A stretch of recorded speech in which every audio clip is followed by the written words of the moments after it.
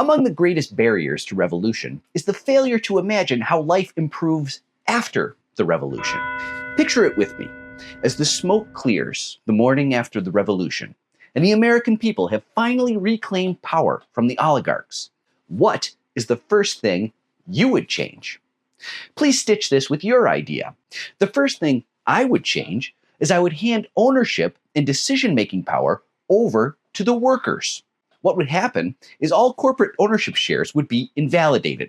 All boards of directors would be dismissed.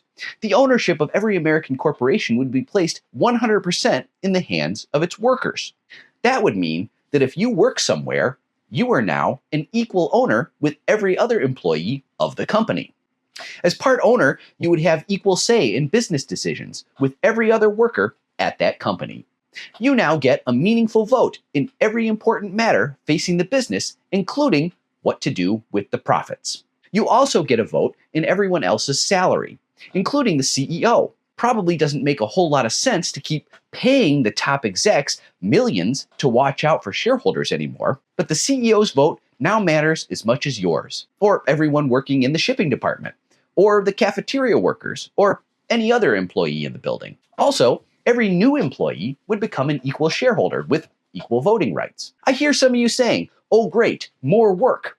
As part owner of the company, you would have a say in staffing up or reducing work hours. Formulating the process for making decisions is also up to you. Some worker-owned companies set aside 1 day a week to vote on matters of importance. Imagine a modified 4-day work week with 4-hour work days. Who knows what might be possible when workers finally get a say in what their work-life balance looks like.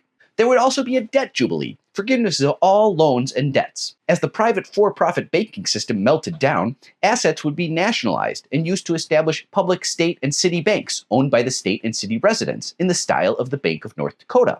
Please see my previous post. Same deal the workers get. All residents would be equal share owners with equal voting rights in those banks. The healthcare system would be nationalized. The petroleum and defense industry, all monopolies too. Large corporations would be dismantled into smaller, self-sustaining companies, owned by their workers, of course. Citizenship would echo the pattern established with workers. All U.S. citizens would be considered equal share owners with equal voting rights in our government. In an upcoming post, I'll describe my vision for a new governance system that prioritizes the needs of the public. This totally imaginary plan has the advantage of dispossessing the rich of the source of their power. Not with a guillotine, but with the stroke of a pen. The powers of government would be used to prevent capital flight. These kind of radical, meaning root changes, would drastically alter the power arrangement in this country overnight. Obviously, definitions like worker, resident, and citizen deserve a lively debate, but the general trend should be aimed at broader, more inclusive definitions, not restrictive. The goal is broad dispersed power to the people. And in this way, we might finally achieve the society described by Abraham Lincoln as of the people, by the people, and for the people.